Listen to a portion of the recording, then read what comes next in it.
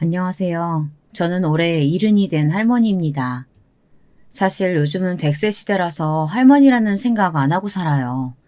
뭐 남들이 뭐라고 하든 간에 말이죠. 저는 아들이 둘 있습니다.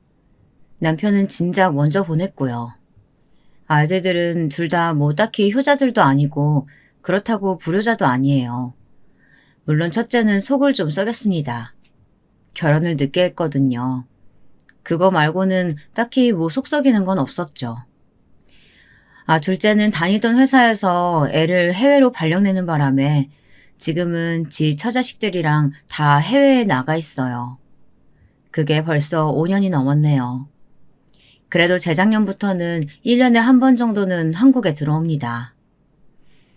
남편은 죽기 전에 공무원이었습니다. 뭐 이렇다 할 고위직도 아니었고 그냥 평범한 공무원이었어요. 남편이 주는 월급으로 애들 키우고 살림하고 그냥 빠듯해도 먹고 살만 했습니다. 누구한테 손 안 벌리고 빚 없으면 먹고 살만 한 거죠 뭐. 부부 사이는 참 좋았어요. 남편이 절 많이 아껴줬습니다. 고만고만한 월급으로 아들 둘 다 잘 키운 걸 정말 고마워했어요. 그 시대 사람 같지 않게 참 다정했었는데 아들들은 그 점은 안 닮은 것 같아서 슬플 때가 종종 있어요. 그래도 둘째는 좀 다정한 편이었는데 첫째는 무뚝뚝한 경상도 남자 그 자체거든요. 둘째는 장가도 일찍 가고 데려온 며느리도 참 참했습니다. 지금도 때마다 어머니 건강은 좀 어떠시냐며 전화도 오고 주기적으로 집에 건강식품이다 옷이다 선물을 보내와요. 첫째는 취직이 늦게 되는 바람에 결혼도 늦게 했는데 40이 넘어서 했어요. 결혼하겠다고 데려온 며느리감이 썩 마음에 드는 건 아니었지만 이제라도 결혼한다는 게 너무 다행이라고 생각했던지라 거슬렸던 몇몇 부분을 크게 마음에 담아두지 않고 허락을 했습니다. 그 부분을 두고두고 후회하게 될 거라고는 상상도 하지 못했어요. 큰며느리는 처음 인사 오던 날부터 남달랐습니다. 뭔가를 바란 건 아니었지만 시댁이 될 집에 처음 인사 오는 자리에 빈손에 짧은 반바지 차림이었어요. 뭐 요즘 젊은 애들은 다 그러려니 한다고들 하지만 그래도 저는 옛날 사람인지라 그 부분이 마음에 들었던 건 아닙니다. 집은 당연히 해주시는 거죠? 처음 만난 자리에서 그렇게 물었을 땐 입을 떡 벌렸습니다. 해주려고 생각은 했지만 그렇게 노골적으로 물어보는 게 일반적인 태도는 아니잖아요. 그냥 우리가 엄마 집에 들어와 살자. 큰아들이 취직한 지 얼마 되지 않아 모아둔 돈도 없고 제가 가진 재산이야 뻔하니 좁고 작은 집에서 신혼살림 하는 것보다 그래도 조금이라도 크고 위치도 괜찮은 우리 집에서 신혼살림 차리는 게 낫다는 게 아들의 판단이었겠죠. 큰아들이 그 이야기를 하는 순간 며느리 표정이 확 굳더군요. 어떻게 설득했는지 다음에 왔을 때는 웃으며 그러더군요. 어른이랑 같이 사는 거 꼭 해보고 싶었는데 좋죠 뭐. 나중에 보니 같이 살면 나중에 어머니 돌아가셨을 때 이 집을 우리가 상속받을 수 있다. 뭐 그런 식으로 큰아들이 말하면서 설득한 것 같더라고요. 아들 처지에서야 무슨 생각으로 그렇게 말하며 설득한 건지 이해가 가지 않는 건 아니었지만 참 섭섭한 말이긴 합니다. 마치 제가 죽는 날을 기다리는 것 같잖아요. 대신 결혼식을 크고 화려하게 하고 싶다는 큰며느리 말에 결혼식 하라고 돈을 제 기준에서는 꽤 많이 주긴 했어요. 며느리는 그마저도 부족한 듯 입을 삐죽였지만요. 삐까뻔쩍했습니다. 지인들, 친척마다 한마디씩 할 만큼요. 솔직히 둘 다 나이 들어서 하는 결혼식 뭐 자랑도 아닌데 그런 마음이 아예 들지 않았다면 그건 거짓말이겠지만 지들이 좋으면 그만이라고 생각했어요. 무엇보다 아들이 저렇게 좋아하니 됐다고 생각했습니다. 신혼여행도 뭐 어디 무인도로 가야 된다고 해서 돈을 보태줬어요. 다 늦게 가는 신혼여행인데 한이라도 풀라는 마음으로요. 주위에서는 그 나이에 결혼하면서 다 늙은 부모한테 결혼식 비용에 신혼여행비까지 받아가냐 했지만 뭐 우리 애가 늦게까지 취업을 못하는 바람에 이렇게 된 건데 그런 생각에 별 생각하지 않기로 했습니다. 그렇게 셋이 함께 살게 됐어요. 처음에는 좀 불편하긴 했어도 괜찮았습니다. 마주치는 시간이 적었거든요. 며느리는 집에 잘 없었어요. 밥은 거의 집에서 먹지 않거나 배달 음식을 먹었고, 청소는 원래 보이던 자리는 제가 했으니까 자기들이 지내는 방만 알아서 하면 됐습니다. 빨래도 자기 옷은 따로 쓰는 세제가 있다고 따로 돌리더라고요. 생활비는 받았어요. 주위에서도 무조건 생활비는 받으라고 했고, 아들도 같이 사는 대신 생활비는 드린다는 게 처음 조건이었거든요. 그래서 관리비 포함 전기세, 수도세, 가스비 같은 것들은 아들이 고지서를 확인하고 냈습니다. 그 이상은 제가 그냥 안 받겠다고 했어요. 괜히 나중에 무슨 소리 듣기도 싫고 그 편이 저도 마음이 편해서요. 이러면 다 늙은 노인네한테 무슨 돈이 있어서 자식들이 주는 용돈도 안 받냐 하시겠지만 사실 저는 좀 숨겨둔 돈이 있어요. 남편이 몹쓸병에 걸려 한참 투병 중일 때였습니다.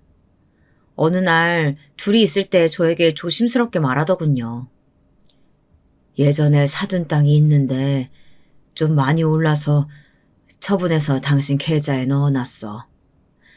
그리고 보험도 세 군데 들어둔 거 다 당신을 수령인으로 해뒀고. 애들한텐 보험 하나만 있다고 했고 그거 네 엄마 죽을 때까지 쓸 돈이라고 얼마 되지도 않으니까 괜히 뭐 달라 그러지 말라고 해뒀어. 그걸 왜 꼭 애들한테 비밀로 해요? 당신이 요즘 애들 몰라서 그래. 부모한테 목돈 있다는 거 알면 싸움도 나고 나중에 속상한 일도 많이 생기니까. 당신도 절대 애들한테 말하지 말고 나중에 당신 죽을 때 알아서 정리해서 애들을 주든 말든 해. 절대 말하지 말라면서 남편이 저에게 남기고 간 돈은 대충 20억이 넘는 큰 돈이었어요. 아들들은 아버지 사망보험금으로 1억 남짓 되는 돈 정도밖에 없다고 알고 있습니다. 그 돈으로 제가 생활하는 줄 알아요. 남편이 그렇게 가고 나서 한동안은 남편이 왜 그렇게 했는지 여전히 이해할 수 없었지만 큰며느리를 보고 겪으면서 그렇게 하길 천만다행이라 생각하게 됐습니다. 큰며느리는 가면 갈수록 정말 제대로 된 아이가 아니었어요. 일은 하지 않고 아들에게 생활비를 받았으면서 그마저도 늘 모자라다 징징거렸습니다. 집에서 살림을 사는 것도 아니고 관리비와 공과금을 제외한 생활비는 제가 다 내고 있었거든요. 오로지 자기가 밖에 나가서 놀고 먹고 쇼핑하는데 다 썼어요. 그러면서 매번 돈이 없다 거렸습니다. 요즘 밖에 나가서 밥 한 끼만 먹어도 3만 원은 그냥 나가. 친구들이 사주면 나도 한 번씩 사고 그래야 되는데 당신이 주는 생활비로는 턱도 없다니까? 지금 주는 생활비도 최대치로 주는 거야. 당신 내 월급 얼마인지 봤잖아. 아, 짜증나. 우연히 둘이 싸우는 걸 들은 적이 있어요. 그나들은 늦깎이 신입사원에 취직한 회사도 중견기업이긴 해도 큰 회사는 아니라서 월급이 많지 않았거든요. 그래도 150 정도는 생활비로 받는 걸로 알고 있었는데 그 정도도 자기가 먹고 쓰는데 부족했나 보더라고요. 매일매일 외출해 배달 음식을 먹는 거 보면 그럴 법하긴 했어요. 집에 매일 와 있는 택배들만 봐도 말이죠. 어느 날은 택배가 문 앞에 가득 쌓여서 대문을 제대로 못 열 뻔했던 날도 있습니다. 제가 뭘 이렇게 많이 시켰냐 물었더니 툴툴거리는 말투로 입을 옷이 하나도 없어서 옷을 좀 샀다고 하더군요. 제가 작은 방 하나가 이미 옷으로 가득 차 있는데 말이죠. 그래서 있는 거나 좀 버리고 사지 그랬냐고 그랬더니 버릴 건 또 없다면서 왜 이렇게 잔소리가 많으시냐고 뭐라 하더군요. 그래서 그냥 그 이후로는 모른 척 했습니다. 그리고 괜히 제가 나서서 한마디 해봐야 고쳐지기는커녕 늙은이 쓸데없는 간섭질이라고 생각할 게 분명했기 때문이에요.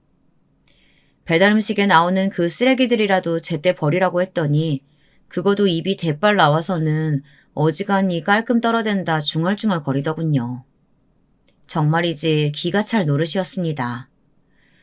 맨날 나가다가 한동안 안 나가길래 물어봤어요. 요즘은 안 나가니? 돈이 있어야 나가죠. 친구들 약속 거절한 것도 한두 번이지. 돈 없어서 못 나간다고 할 수도 없고. 그렇게 매일매일 만날 친구가 있어? 제가 인간관계가 좀 좋아서요. 어머님도 좀 나가서 친구들도 만나고 그러세요. 하루 종일 집에 콕 박혀서 심심하지도 않으세요? 혀를 차며 말하는 며느리를 보면서 더 이상 말을 하지 않았습니다. 문제는 며느리가 집에 자주 붙어 있으면서 크고 작게 마찰이 많아졌다는 점이었어요. 어머님, 국이 좀 짜지 않아요? 이 정도는 돼야지. 이렇게 짜면 살도 찌고 무엇보다 건강에도 안 좋잖아요. 좀 싱겁게 만드세요. 아, 노인분들은 미각이 좀 둔해진다던데 그래서 잘 못 느끼시나? 보통 저런 말을 어른에게, 그것도 자신의 시어머니에게 하나요? 저는 진짜 난생 저런 말은 처음 들어봐서 어떻게 대꾸를 해야 할지 모르겠더라고요. 원래 대먹지 못한 아이라는 생각은 했지만 말을 생각보다 더 버릇없이 막 하더라고요. 그리고 제 생각보다 더 염치도 없고 못된 아이였습니다. 어느 날은 이런 일도 있었어요. 어머니! 소리를 꽥 지르길래 무슨 큰일이 났나 싶어 방에 있다가 나가보니 널어둔 빨래를 보면서 경악을 하는 얼굴을 하고 있더라고요. 잘 보고 빨라고 제가 전에 그랬잖아요. 뭘 말하는 거냐? 저거 말하는 거면 면이고 뒤에 보니까 세탁기 돌려도 된다는 표시 되어 있던데. 이게 얼마짜리 티셔츠인데 세탁기로 돌려요. 목 부분 다 늘어났잖아요. 그렇게 중요한 옷이면 미리 빼놨어야지. 왜 빨래바구니에 넣어놨어? 어머니가 보는 눈 없이 무식하게 한 번에 다 세탁기 넣은 걸 지금 제 탓하시는 거예요? 무식이라니. 어른한테 말을 그렇게 하면 어떡하니? 그리고 네 빨래는 그럼 앞으로 네가 알아서 해. 집에서 하루 종일 하는 것도 없으면서 빨래 하나 해주는 게 뭐가 어렵다고 요새는. 원래라면 저도 그냥 또 말을 저렇게 막 하는구나 하고 속으로만 욕하고 넘어갔을 텐데 그날은 저도 좀 욱하더라고요. 그래서 말했습니다. 아무것도 안 하고 집에 하루 종일 있는 건 너도 마찬가지지 않니? 제 말이 또 틀린 건 없잖아요. 하루 종일 집에 있는 건 자기도 마찬가지면서 자기 빨래도 하나 안 돌리고 있었던 걸 나무라자 입을 앙 다물고 저를 노려보더군요. 정말 어이가 없었습니다. 그리고는 제가 한 적도 없는 말로 시비를 걸기 시작했어요. 지금 저 돈 안 벌고 논다고 뭐라고 하시는 거예요? 나는 그렇게 말한 적 없고 나보고 하루 종일 집에 있으면서라고는 네가 먼저 말했다. 이번에도 그렇게 말하니 입을 꾹 다물고 한참을 노려보더니 방으로 가더니 문을 쾅 닫고 들어가더라고요.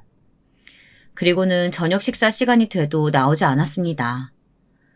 뭐 안 먹으면 지만 손해지 하고 내버려 뒀어요. 그냥 그렇게 넘어갈 줄 알았던 일이 그게 좀 커진 건 그날 아들이 퇴근하고 나서였습니다. 아들이 결혼을 한 이후로 저와 대화가 더 줄어들었어요. 지 부인이 뭐가 그렇게 이쁜지 퇴근만 하면 방으로 쏙 들어가 나오지 않고 둘이서 있었습니다.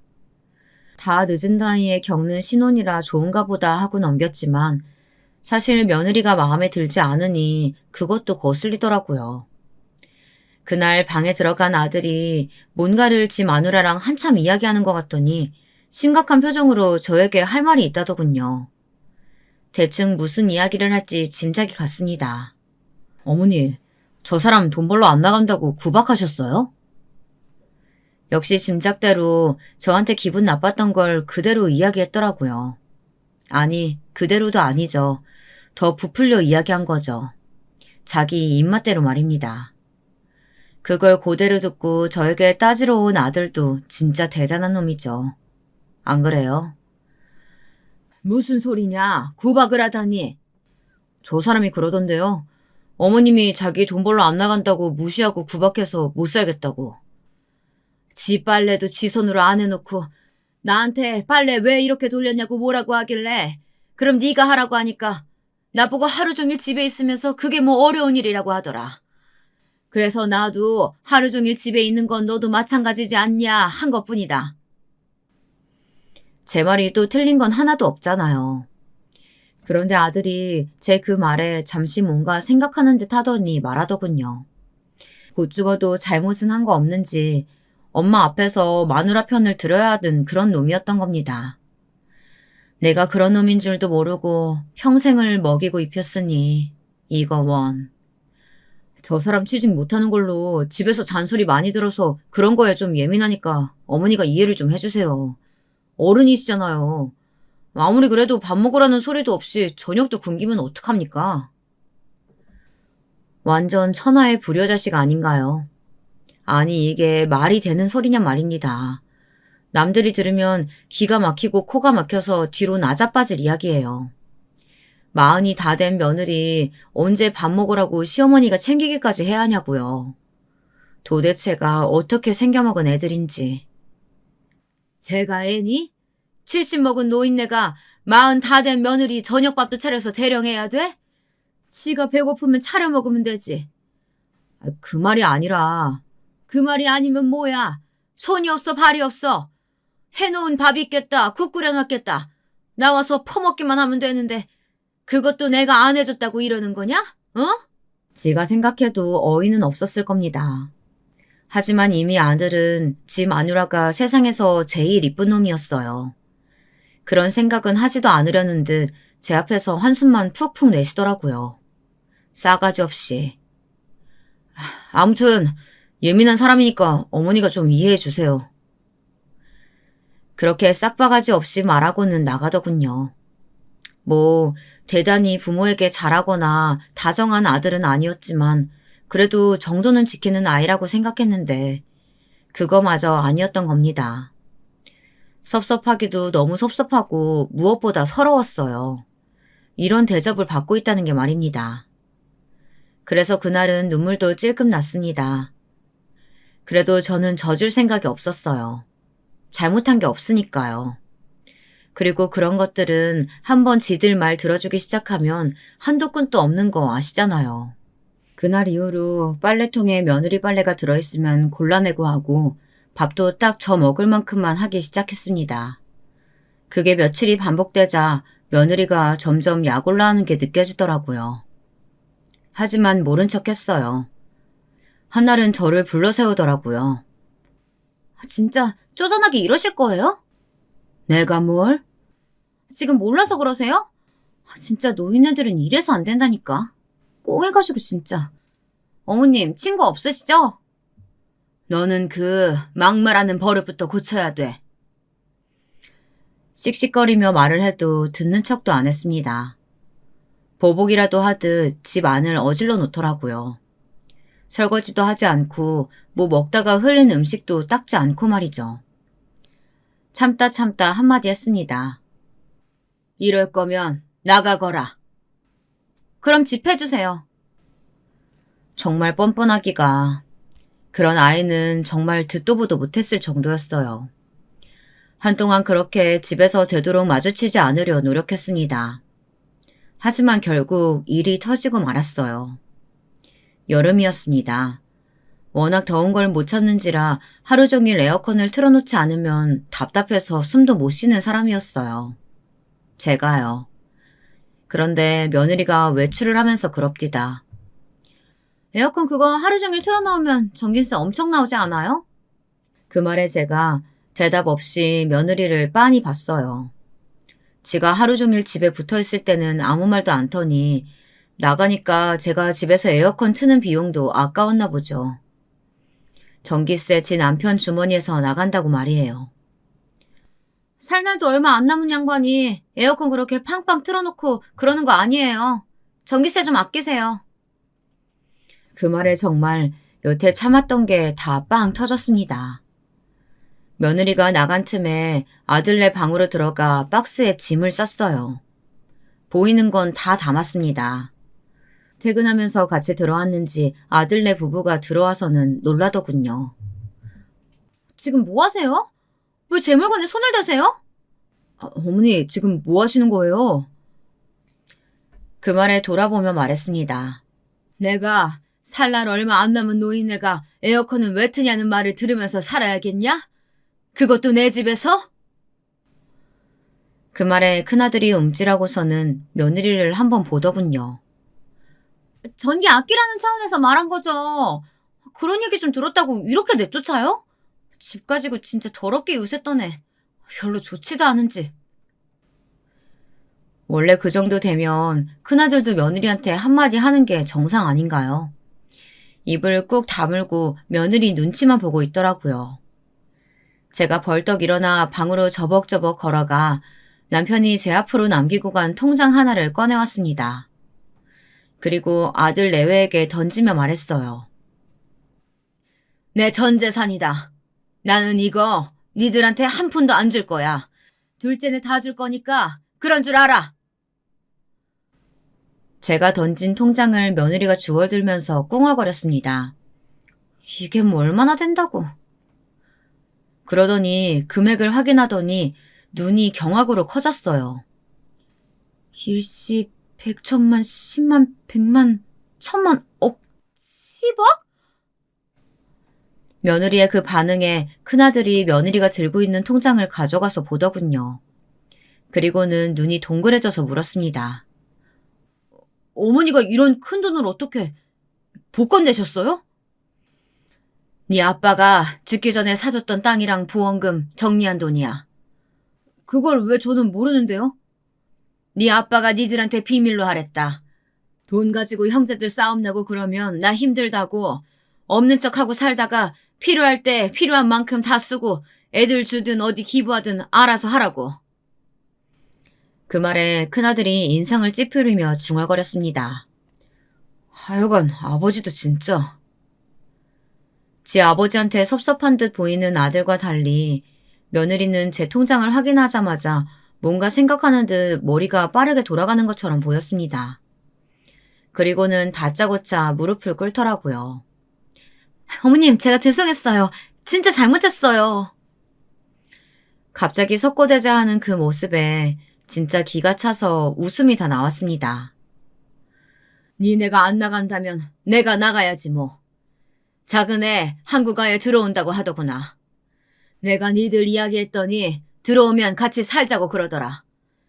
이 집은 너네 해라. 그 외에 재산 상속은 니들한테는 없으니 그런 줄 알고. 민재 들어온대요? 한국으로 발령받았다더구나. 도련님은 갑자기 왜... 그쪽도 어머니 재산 알고 그러는 거 아니에요? 내가 말한 적이 없는데 어떻게 알아? 나 민재 내줄 거니까 그런 줄 알아. 그렇게 말하고 방으로 들어와 문을 쾅 닫았습니다. 밖에서 며느리가 아들에게 짜증내는 소리가 들려왔습니다. 사실 이 집은 지금 잘 받아봐야 3억인 집이었어요. 제 통장에 20억이 넘는 돈을 받는데 이 집이 마음에 찰 리가 있겠습니까? 그날 이후로 큰며느리는 저에게 잘 보이려고 무던히도 노력했어요. 어느 날은 제가 일어나기도 전에 음식을 다 해놨더군요. 저한테 잘 보이려고 딴에 노력을 한 거겠지만 저는 더 괘씸했습니다. 그러면 여태 할 줄 알면서도 안 했다는 거잖아요. 국이 너무 싱겁네. 그럼 간을 좀 더 할까요? 늙으면 혀가 둔해져서 간이 점점 세진다고 하더라. 누가? 저한테 했던 말 그대로를 돌려줬어요. 입을 삐죽거렸지만 금방 다시 웃더군요. 그거야. 어머님이 짜게 드시면 건강에 너무 안 좋으니까 그런 거죠. 웃기지도 않았습니다. 어느 날은 제가 더워서 부채질을 하고 있으니 에어컨을 먼저 틀더군요. 그래서 또 말해줬습니다. 살 날 얼마 안 남은 노인네. 전기세 많이 나오게 에어컨은 왜 트냐더니. 그 말에도 인상을 잠시 쓰더라고요. 속으로 그 말을 여태 기억하고 있었어 음흉한 노인네 라고 하는 표정이 다 보였습니다. 제가 원래 말을 생각 없이 하잖아요. 오늘 많이 덥죠 어머님. 수박 사왔는데 수박 드실래요? 그렇게 며칠을 제 위를 맞추려고 했지만 제가 정말 하나도 넘어가 주지 않았어요. 큰며느리는 점점 참기 힘들어지는 듯 보였습니다. 자기가 한 거 그대로 돌려줬을 뿐인데 말이죠. 그러던 어느 날이었어요. 새벽에 목이 말라 잠에서 깼습니다. 시원한 물을 마시고 싶어서 부엌으로 갔는데 아들 부부 방에서 뭔가 이야기하는 소리가 들리더라고요. 당신이 조금만 참아. 나 진짜 못 참겠어. 성질나서 저 노인네 얼굴도 안 보고 싶단 말이야. 그러다 저 많은 재산 다 동생 내주면 어떡하려고 그래. 진짜 저 노인네 내일이라도 콱 뒤졌으면 좋겠어. 그러면 그냥 상속분 그대로 받을 수 있잖아. 당신이 큰아들이라 더 많이 받을 텐데. 당신 말대로 노인네 살아봐야 얼마나 살겠어. 좀만 참자. 나 너무 짜증난단 말이야. 그 말을 듣던 제가 참지 못하고 문을 벌컥 열었습니다.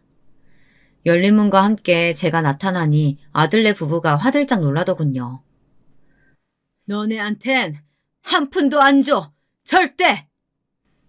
그러고 방에 들어왔는데 정말 서러워서 눈물이 다 나더군요.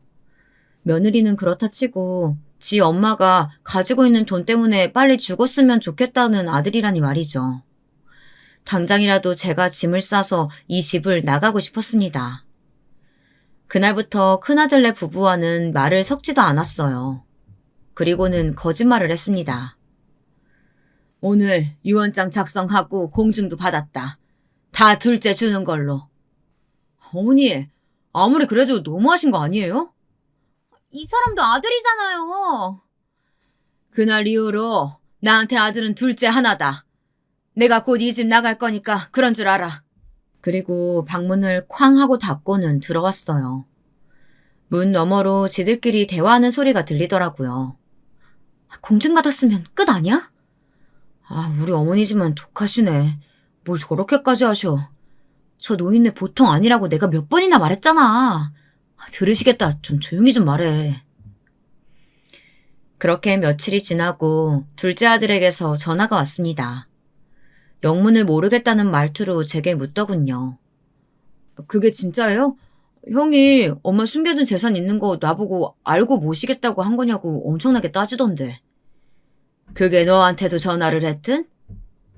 내가 그래서 형은 엄마가 돈 있으면 모시고 없으면 안 모시는 거냐니까 그래도 내 말은 들은 척도 안 하고 비열하다느니 뭐 어쩌니 하면서 난리치다가 끊었어요.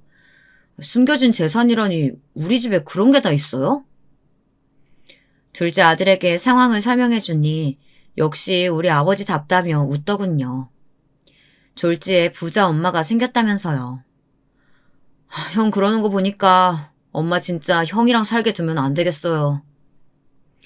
듣자 하니 작은 아들에게 전화해서 별 진상을 다 부린 것 같더군요. 어머니 재산 원래 알고 있었던 거냐, 네가 유언장 쓰고 공증 받으라고 어머니한테 시킨 거 아니냐, 그렇지 않고서야 집안에만 있는 노인네가 대체 그런 걸 어떻게 아느냐고.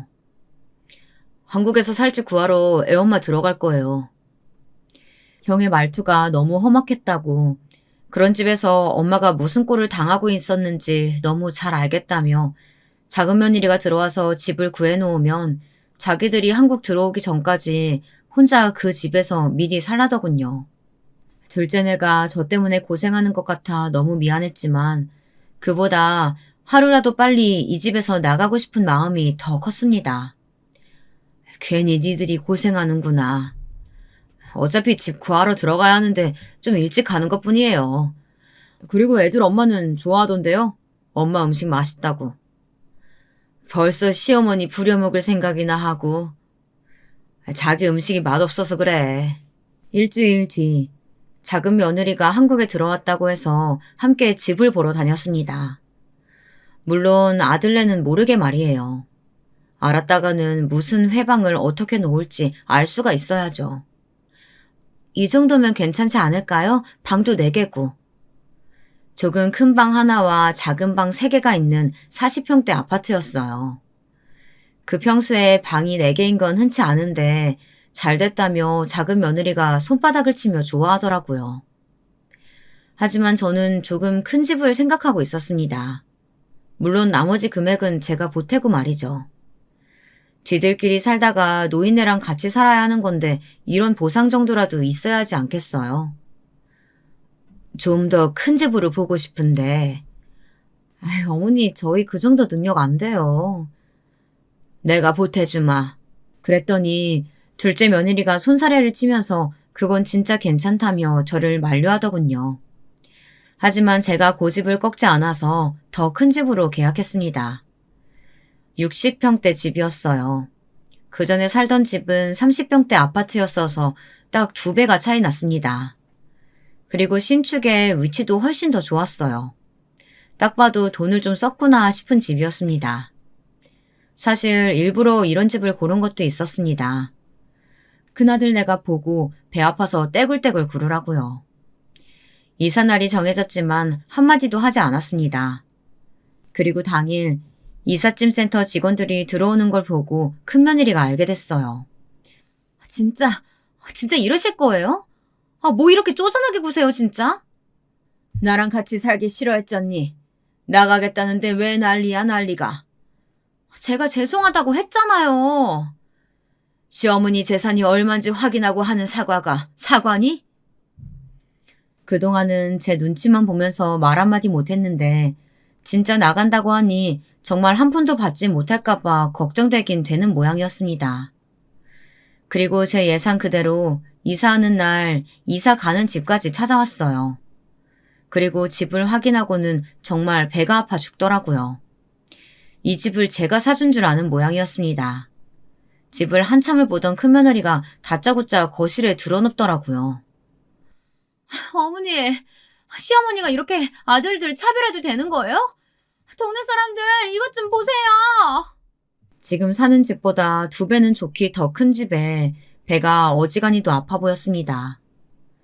적어도 제 앞에서는 싫은 소리 안 하려고 이를 악물고 참아왔는데 이 집 앞에서는 이성을 잃은 것 같더라고요. 너네 지금 사는 집도 아직 4명인 거 알지? 제가 그 사실을 일깨워줬어요. 여차하면 그 집도 빼겠다는 의미로 말이죠. 그랬더니 한참을 씩씩거리다 돌아가더군요. 그리고 작은 아들네 집에 대해 큰아들에게 이야기했는지 서운하다는 전화가 왔습니다. 지가 한 짓은 생각도 안 하고 참 뻔뻔하죠. 하지만 그 집도 제 명의라는 사실을 한번 깨우쳐줘서인지 한동안은 조용했어요. 하지만 진짜 막장은 둘째네가 한국에 들어오면서 시작됐습니다. 둘째네가 한국에 들어오고 저와 첫째네는 만날 일이 더 없어졌어요. 한동안 매일같이 찾아와서 징징거리던 큰며느리가 한동안 조용하길래 그래도 그 집은 받고 싶나 보다 생각했습니다. 그런데 그건 제 큰 착각이었어요. 충격받지 말고 들으세요. 어느 날 둘째 아들이 근심이 가득한 얼굴로 말하더군요. 형이 소송을 했어요. 뭘로? 누구를? 어머니를요. 상속을 자기도 받을 권리가 있다고. 정말 하늘이 무너지는 기분이었습니다. 그렇게까지는 정말 상상도 해본 적이 없었거든요. 충격으로 눈앞이 노래지는 느낌이었어요. 어머님! 그대로 쓰러졌어요. 눈뜨니 병원이었습니다. 작은 아들 내외가 걱정스러운 얼굴로 저를 내려다보고 있더군요. 아무래도 꿈이 아닌 게 맞나 보더군요. 당장이라도 큰아들 네 집에 가서 그 둘의 머리채라도 잡고 싶은 마음이 가득했습니다. 하지만 그러지 않기로 했어요. 솔직히 말하면 걔들 입에서 이제 무슨 말이 나올지 무서운 마음도 컸습니다. 이것들 괘씸해서 그냥은 못 넘어가겠다. 병원을 나와 다음 날부터 변호사들을 만나고 다녔습니다. 직계 가족은 상속 권리가 있긴 해서 어느 정도 주긴 해야 한다고 하더라고요. 그게 많지는 않아도 말입니다. 이래저래 따져보니 제가 원래 주려고 마음먹은 살던 집보다도 적게 줘도 되는 것 같더라고요. 게다가 저는 남편이 혹시 모를 상황에 대비해 만들어 놓은 공증받은 유언장도 있었거든요. 그건 큰아들네는 모르지만 말입니다. 부동산에 연락해 집을 내놨습니다. 그리고 며칠이 지나지 않아 바로 큰아들네 부부가 집으로 쳐들어왔어요. 지금 뭐 하자는 거예요? 우리 허락도 없이 우리 집을 왜 내놔요? 내 집 내가 내놓는데 니네 허락이 왜 필요하니? 내 집이라니 저희 집이죠. 내 명의로 되어 있는데 그게 왜 너네 집이야? 주신다고 하셨잖아요. 내가 언제? 아니 진짜 이 노인네가 노망 들었나? 준다고 분명히 말했고 내가 이 귀로 똑똑히 들었는데. 작은 며느리가 큰 며느리 말에 화가 나서 끼어들었습니다. 노인네라뇨, 노망이라뇨. 말을 좀 가려서 하세요. 아, 어머니가 재산 다 준다고 하니까 좋아 죽겠지? 얼마나 앞에서 알랑받고 꼈으면 이 노인네가 홀라당 넘어가냐고. 왜, 네가 우리 집도 달라 그랬냐? 내가 준다고 한 증거 있니? 그 말에 큰아들네 부부가 둘 다 멈칫하더라고요. 그건 엄연한 내 재산이야. 나는 너네한테 안 줄 거니까 당장 집 빼라. 안 그러면 소송해서 강제로 나가게 만들어줄 테니까. 어머니, 너무하신 거 아니에요? 너무해? 내가? 돈 없다고 할 때는 세상 무시하면서 며느리 밥 차려라, 에어컨도 틀지 마라 하더니 돈 있다니까 태도가 싹 바뀌었다가 그래도 안 준다니까 지 부모한테 소송 거는 자식한테 이 정도도 못해? 길 가는 사람 붙잡고 물어봐라. 누가 너무한지. 제 말에 큰아들네 부부는 씩씩거리며 절 노려보기만 하더군요. 변호사 찾아가서 물어봤다. 소송에서 너네가 이겨도 내가 줘야 하는 돈이 지금 너네가 살고 있는 집 가격보다 적더구나. 게다가 나는 니네 아빠가 이럴 때 대비해서 혹시나 하고 남겨둔 공증받은 유언장도 있어. 그 말에 큰아들이 놀란 듯 눈을 동그랗게 뜨더군요. 이건 아마 예상도 못했나 봅니다. 그래도 아들이라고 그 집은 주려고 했더니 너네한텐 그 정도도 과한 것 같구나. 나가! 경찰 부르기 전에! 그러고도 큰아들네 부부는 한참을 나가지 않고 있다가 경찰이 오니 그제야 나가더군요. 그 뒤로 부동산에서 집만 보러 가면 행패를 부려서 집을 보여주기가 쉽지 않다는 말을 전해 들었습니다. 변호사에게 물어보니 강제로 내보내려면 소송을 하긴 해야 한다고 하더라고요. 어떻게 하실 거예요? 사실 그렇게까지 해야 하나 싶긴 하는 마음이 들긴 했어요. 그래도 아들이라고 저도 마음이 좋진 않았습니다. 그렇게 고민하던 어느 날이었어요. 큰며느리한테 전화가 왔습니다. 뵙고 드릴 말씀이 있어요.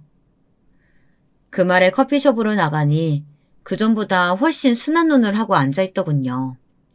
어차피 속으로는 무슨 생각을 하고 있는지 알아서 속아 넘어가지 않을 생각이긴 했지만 말입니다. 소송 취하할 테니까 어머님도 집 빼라고만 하지 마세요.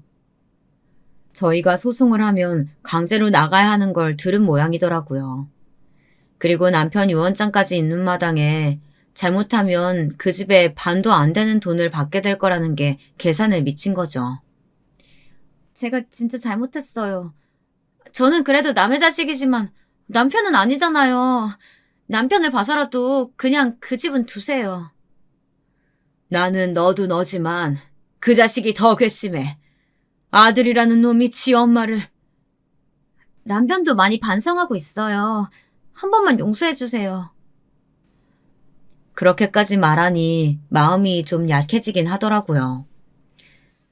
집을 그대로 두는 건 생각을 좀 해보마. 당분간은 둘 테니까 돌아가. 저희한테 주신다는 거죠? 생각해 본다니까. 그냥 집은 저희한테 주세요. 네? 뭔가 집을 자꾸 지들한테 준다는 말을 듣고 싶어 하는 것처럼 느껴졌습니다. 어딘가 이상한 마음이 들어 그 말은 안 했습니다. 너 왜 자꾸 내 대답을 강요하니? 생각해 본다고 했잖니? 제가 다시 한번 단호하게 말하니 한숨을 한번 쉬더니 알겠다고 하더군요. 잘 생각해 보시라고 저희가 잘할게요 하는 말을 몇 번이나 더 듣고는 헤어졌습니다. 그리고 한동안은 조용했어요. 그리고 얼마 뒤 남편의 제사였는데 큰아들네가 작은 아들네로 오겠다고 하더군요. 그래서 뭐 제사는 오는 게 도리이지 싶어 그러라고 했습니다. 큰며느리가 일찍부터 와서 작은 며느리를 돕더라고요. 뭐 그런 척을 하는 거겠지만 그래도 척이라도 해서 다행이라고 생각했습니다. 큰아들도 퇴근하고 작은 아들네로 왔어요. 제가 섭섭하게 해드린 건 마음 푸세요. 저도 잘못했다고 생각하고 있어요. 어머니시니까 아들이 아직 덜 컸다고 생각하시고 한 번만 봐주세요. 그 말을 가만 듣고 있던 작은 아들이 옆에서 한마디 하더군요. 나이 40 넘어서 아직 덜 큰 거면. 작은 아들은 저 때문에 참고 있기는 했지만 사실 지 형에게 화가 많이 난 상태긴 했습니다. 어머니 아니고 형만 아니었으면 이미 주먹 몇 번은 날아갔을 거라고 화를 냈었으니까 말이에요. 작은 아들의 그 말에 큰아들이 뭔가 말하려다가 저를 보고 참는 게 느껴졌어요. 아무튼 큰 마찰 없이 그렇게 남편의 제사가 시작됐습니다. 제가 좋은 술 한 병 가지고 왔어요. 제사가 끝나고 다 같이 제사 음식을 먹으려고 하니 큰아들이 술 한 병을 꺼내더군요. 내일 출근돼야 되는데 무슨 술이야. 그래도 좋은 거니까 한 잔씩들만 해. 화해의 의미로. 남편의 제삿날에 뭔 일이야 있겠나 싶어 좋은 마음으로 술을 받아 마셨어요. 큰아들이 연거푸 술을 들이키길래 좀 걱정되긴 했지만 뭐 별일이야 있을까 싶었습니다. 하지만 큰아들이 술에 좀 취하자 작은아들에게 시비를 걸기 시작했어요. 너 야가 빠진 건 다 알고 있었지만 이 정도일 줄은 몰랐다. 내가 뭐? 너 어머니 재산 그만큼 있는 거 다 알고 있었지? 큰아들의 그 말에 작은아들이 기가 찬 것 같더라고요. 내가 그걸 어떻게 알아? 어머니가 말씀해 주신 적이 없는데. 형도 몰랐잖아. 어머니가 말씀해 주신 적 없었어? 정말? 그때 니들한테 처음 말한 거라니까. 그럼 네가 뭐 우연히 알게 돼서 뭐 이런 거 아니야? 어? 나는 어머니 재산 안 받아도 상관없는 사람이야. 작은아들의 그 말에 큰며느리가 코웃음을 치더군요. 말도 안 되는 소리 하지 마세요. 뭐가 말이 안 돼요? 애초에 저희는 있는지도 몰랐던 재산인데 못 받는 게 뭐 어때서. 그걸로 부모한테 그렇게까지 한 자식이 더 이상한 거 아니에요? 저희가 정상이고. 성인군자 나셨네. 돈 앞에서 그럴 수 있는 사람이 어딨다고. 형님네처럼 그렇게까지 하는 자식도 드물죠. 작은 애들의 그 말에 큰아들이 버럭 소리를 질렀습니다. 너 형수한테 말버릇이 그게 뭐야? 형이랑 형수는 어머니한테 더한 말도 하지 않았어? 사람들은 왜 지들이 한 잘못은 생각 안 하고 남의 잘못한 것만 요란법석 떠는지 모르겠다. 뭐? 지? 큰아들이 그 소리에 벌떡 일어나 작은 아들에게 달려들었습니다. 그만 못해! 아버지 제사상 앞에서 이게 지금 뭐 하는 짓이야? 제 그 말에 모두가 멈췄어요. 니들 부부는 집으로 돌아가라 그만. 그리고 방으로 들어왔습니다. 남편이 말했던 게 이런 상황이었던 것 같아서 정말 너무너무 속상했어요. 혹시나 만에 하나 했던 일들이 일어나고 있는 게 말입니다. 그날 저녁에는 오랜 시간 잠을 이루지 못했던 것 같습니다. 큰아들네 부부는 그러고 한동안 연락이 없었어요.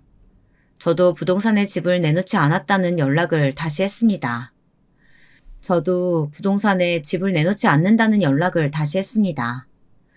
이제 저도 지쳐서 그냥 그 집을 주고 없었던 일로 하고 싶더라고요. 그래서 큰며느리에게 전화해 집을 줄 테니까 그냥 앞으로는 찾아오지도 말고 조용히 각자 살자고 이야기했습니다. 명의 이전도 해주세요. 이럴 때는 참 빠르더군요. 해주겠다고 한 거니 큰아들 명의로 집 명의를 바꿔줬어요. 그리고는 다시 재산 가지고 말하지 말라고 했습니다. 그리고 나서 조용하길래 저는 그 둘이 그걸로 만족하나 보다 했습니다. 그럴 리 없다는 걸 모르고 말이죠. 어느 날부터 제 전화로 이상한 전화들이 걸려왔어요. 돈을 달라는 전화였어요. 빚을 독촉하는 문자들도 이어졌고요. 나한테 요즘 왜 자꾸 이런 게 오는지 모르겠다. 하고 작은아들에게 보여줬습니다. 작은아들이 뭔가 불안한 얼굴로 알아보겠다고 하더군요. 그리고 다음 날 충격적인 이야기를 들을 수 있었습니다. 큰며느리가 자기 시어머니가 돈이 많다며 저를 팔아서 오만 곳에 다 돈을 빌리고 다닌 거였어요. 3억이 넘나 봐요, 빚만. 그 사이에? 제가 돈이 있다고 큰며느리에게 말한 게 반년도 지나지 않았어요. 그 아이는 반년 사이에 3억이라는 돈을 제 이름을 팔아서 빌리고 다닌 겁니다. 얘는 정신 차릴 애가 아니다. 그런 확신이 들었습니다. 그래서 곧장 경찰에 신고를 했어요. 변명을 들어볼 생각도 들지 않았습니다. 한 가지 놀랐던 사실은 아들도 제 이름으로 돈을 빌리고 다닌다는 사실은 몰랐나 보더라고요. 당신 지금 제정신이야? 자기, 지금 나한테 화낸 거야? 아들이 며느리한테 큰 소리 내는 것도 처음 봤지만 저렇게 약한 모습 보이며 울먹이는 것도 처음 봤어요. 자기가 잘못한 걸 알긴 아나 보다 했습니다. 나는 못 갚아주니까 니들이 알아서 집을 팔든 말든 하거라. 알아보니 나는 갚아야 할 의무가 없다더구나. 제가 그렇게 말하자마자 큰며느리가 무릎을 꿇더니 제 발목을 붙잡더군요. 어머님, 제가 진짜 정말 잘못했어요. 다시는 이러지 않겠습니다. 한 번만 해결해 주시면 안 될까요? 어머니 가지고 있는 돈에서 그 정도는 아무것도 아니잖아요. 물론 갚아주려면 갚아줄 수도 있었겠죠. 하지만 한 번이 두 번 되고 두 번이 세 번 될 게 뻔했습니다. 길거리에 나앉게 되는 날이 오더라도 갚아줄 수는 없었어요. 그리고 무엇보다 저런 아이를 여전히 데리고 사는 아들이 제일 이해가 가지 않았습니다. 너는 정신 똑바로 차려라. 난 얘 돈 못 갚아준다. 네 명의 네 집이니까 네가 알아서 해. 네 부인 돈 갚아주든 갈라서든. 갈라서든이라는 제 말에 큰며느리가 화들짝 놀라더군요. 그런 말까지 하리라고는 생각하지 못한 것처럼요. 아니 어머님, 말씀을 뭐 그렇게까지 심하게 하세요? 갈라서라뇨. 같이 살고 있는 마누라가 빚이 좀 생겼다고 갈라서라 말하는 건 너무하신 거 아니에요? 그 한마디 좀 했다고 소리를 지르더라고요. 무섭긴 한 것 같았습니다. 혹시나 갚아주지 않고 이혼이라도 당하면 어떡하나 하고요. 그나들을 보니 뭔가 생각이 많은 듯 보이긴 하더라고요. 어머님 말씀도 일리가 있지. 내가 당신이 나 몰래 이렇게 진빚까지 집 팔아서 갚아줄 순 없잖아. 그 말에 며느리는 크게 충격을 받은 듯 했습니다. 지 남편은 끝까지 자기 편인 줄 알았나 봐요. 아니 여보, 아무리 그래도 그렇지 어떻게 그런 말을 그렇게 쉽게 할 수가 있어? 당신은 어떻게 이런 일을 이렇게 생각도 없이 저지를 수가 있어? 3억이 네 집 개 이름이야? 그냥 달라고 하면 나오는 돈이야? 대체 그거 다 어디다 갖다 썼어? 그제야 상황이 심각한 걸 알았는지 큰며느리가 무릎을 꿇고 아들과 제 앞에서 싹싹 빌기 시작하더군요. 제가 진짜 정말 죄송해요. 다시는 안 그럴게요. 사람 하나 살리는 셈 치고 제발. 여보, 우리가 같이 산 정이 있지. 나 이렇게 버리면 안 돼. 이야기를 들어보니 여기저기 돈을 빌려서 사치를 하고 어디에 투자를 해서 말아먹고 그랬나 보더라고요. 일단 가지고 있는 사치품을 다 정리하게 했습니다. 그 와중에도 아까운지 망설이는 눈을 할 때마다 그냥 그거 들고 빚이랑 나가라고 했어요. 그랬더니 순순히 내놓더라고요. 아직 가지고 있는 돈 몇천과 사치품을 정리하니 1억이 조금 안 되는 돈이 나오더군요. 거기에 큰아들이 여태 모아둔 돈을 보태 1억 5천 정도를 받았습니다. 그리고 나머지 돈은 제가 갚아줬어요. 그러면서 각서를 쓰게 했어요. 만약 이런 일이 한 번 더 있을 시에는 제가 대신 갚아준 1억 5천만 원도 빚으로 다 갚아야 한다고 말이죠. 그렇게 이 일은 마무리됐어요. 이 일이 있은 지 벌써 좀 시간이 흘렀네요. 아직까지는 별 사고 없이 둘이서 조용히 지내는 것 같습니다. 1년에 한 번 정도 얼굴을 보는데 작은 아이네 집에 와서 새로 생긴 가구다, 옷이다 이런 것들을 유심히 보면서 툴툴거리긴 해요. 사실 작은 아이네 집에는 집을 살 때 제가 보태준 것 말고는 저한테 따로 받아간 재산이 아직 없는데 말이죠. 제가 다 준 줄 알고 그렇게 억울해 하더라고요. 한날은 술을 먹었는지 잔뜩 꼬인 혀로 저한테 전화해서 원망을 털어놓은 적도 있긴 합니다. 제가 아무리 어머니한테 좀 섭섭하게 했다지만 그래도 큰아들 집에 이렇게 매정하게 한 푼도 안 주고 작은 아들만 챙기시는 건 진짜 어머니도 너무하신 거 아니에요? 독한 건 진작 알았지만 살다 살다 어머니같이 독한 노인을 처음 봐요. 한 푼도 안 주다니. 니네 사는 집이랑 네 비디로고청 갚아준 게 준 게 아니냐? 그거 꼴랑 5억도 안 되는 돈. 내가 어머니 통장에 있는 돈 다 봤는데. 그러면서 한참을 서운하네 어쩌네 중얼거리다 끊더라고요.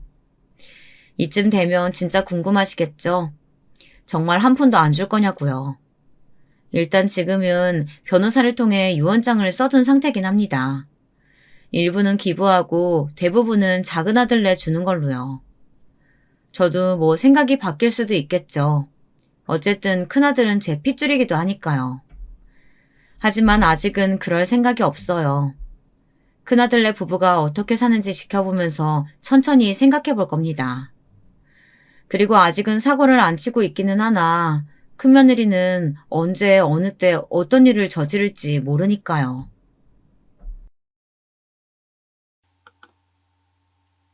안녕하세요. 저는 이제 곧 60대를 바라보는 마음 많은 20대인 대한민국의 아줌마입니다.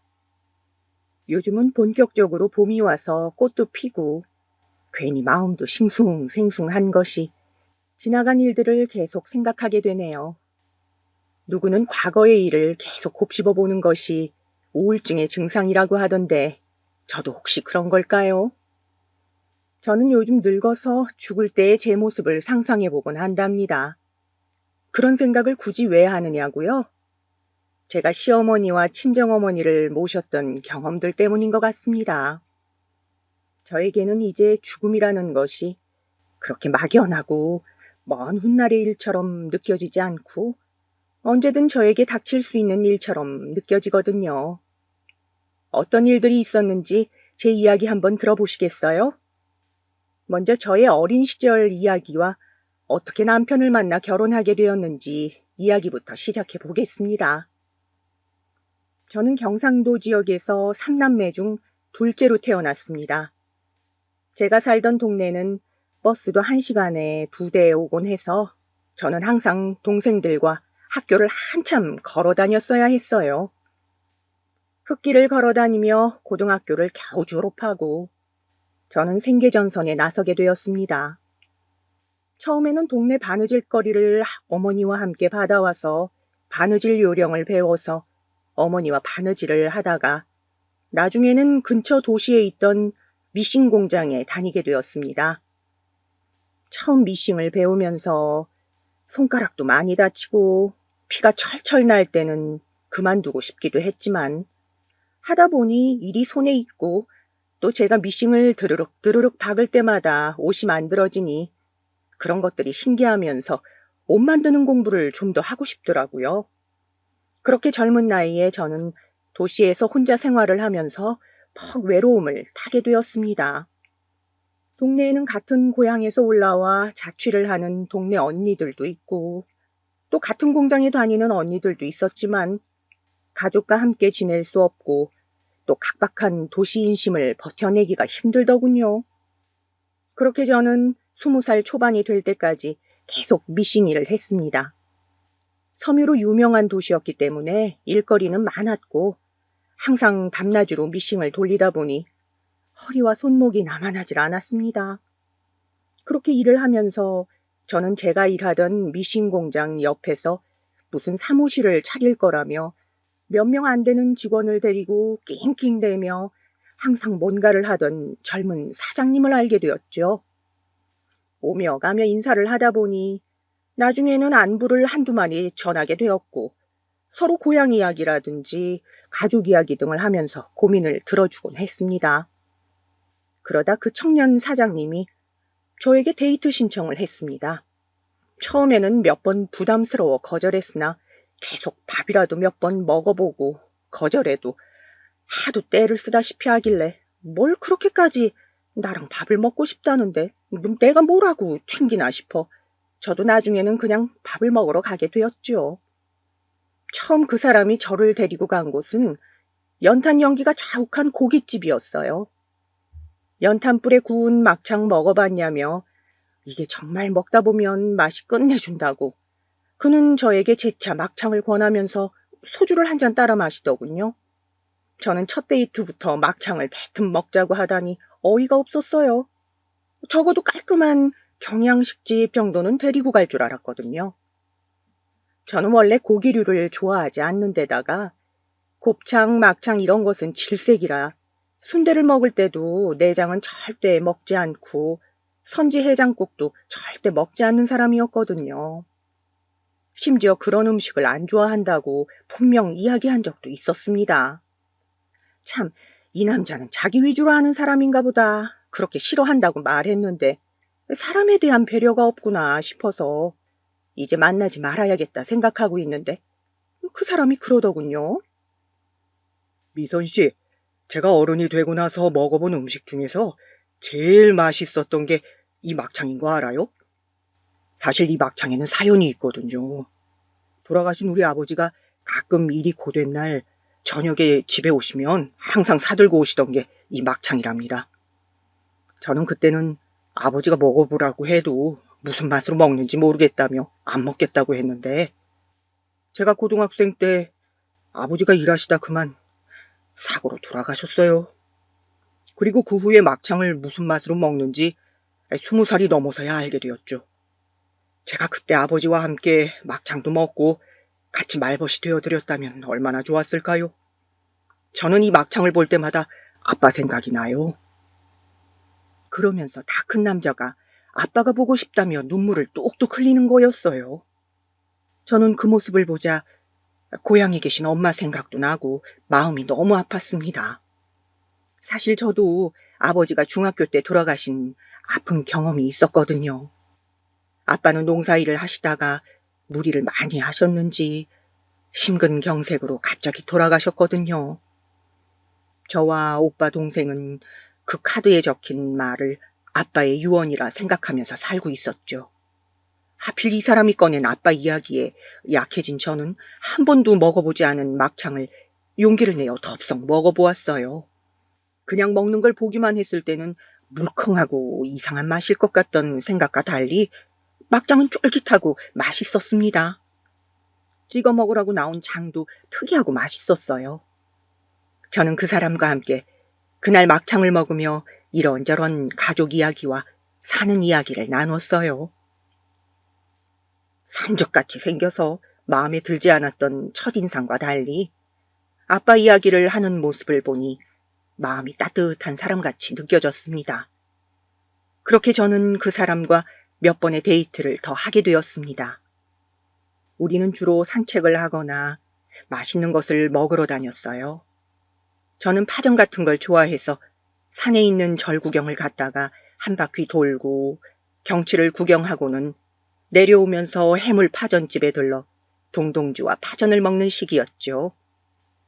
그 사람 역시 자기는 시끄러운 걸 싫어한다며 바다를 보러 가거나 산을 다니는 것이 좋다고 했어요. 저는 이 사람과 결혼하면 어떨까 하는 생각을 데이트를 한 지 6개월 정도 되었을 때부터 서서히 마음속에 그려가기 시작했습니다. 둘 다 아버지가 일찍 돌아가셨다는 마음의 상처가 있고 그렇기에 혼자 남으신 양가의 어머니를 잘 챙길 수 있지 않을까 그런 생각이 들었습니다. 그렇게 저의 마음은 그에게로 향했죠. 외모가 잘생기거나 돈이 굉장히 많은 것은 아니지만 그래도 성실하고 돌아가신 아빠를 생각하며 눈물 흘릴 줄 아는 마음이 따뜻한 사람이니까요. 그 사람 역시 저와 보내는 시간이 싫지 않았던지 가끔 우리가 다음에 결혼하면 말이야 하고는 말을 꺼내는 것이었어요. 저 역시 웃으며 항상 그 말에 호응을 해주었죠. 몇 번을 그렇게 저를 떠보던 그 사람은 마침내 용기를 얻었는지 어느 일요일 저녁 저와 함께 저녁 식사를 하고 헤어지는 집 앞 가로등 밑에서 저에게 결혼하자고 청혼을 했습니다. 미선아, 우리 남은 시간 동안 우리 둘이 함께 살면서 서로의 어머니를 내 엄마처럼 모시며 그렇게 오순도순 살지 않을래? 자라면서 청소년기에 아버지를 잃은 우리가 서로의 부모님께 진심을 다하면서 새로운 가족이 되어보고 싶어. 내가 너 하나 먹여 살릴 자신은 있으니 이제 그만 나에게 시집 오지 않을래? 내가 정말 자기하고 자기 가족들에게 잘할게.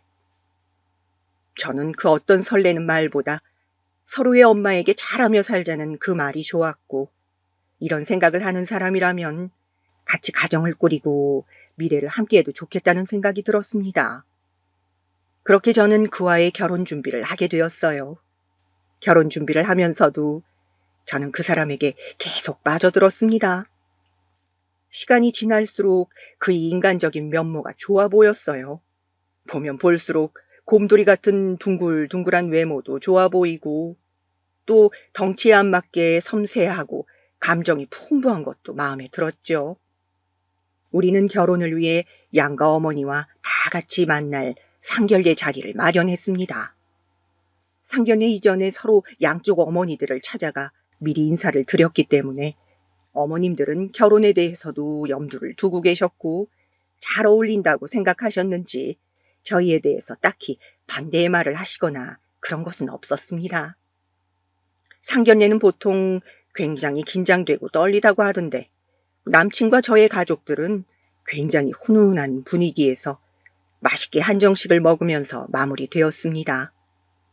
두 분 어머니께서는 남편 없이 살았던 세월에 대한 고충을 하소연도 하시고, 사돈도 제 마음 아시겠지만 정말 자식 건사하느라 고생 많으셨다고 두 손을 맞잡으면서 서로 입에 침이 마르도록 사돈을 칭찬하셨습니다.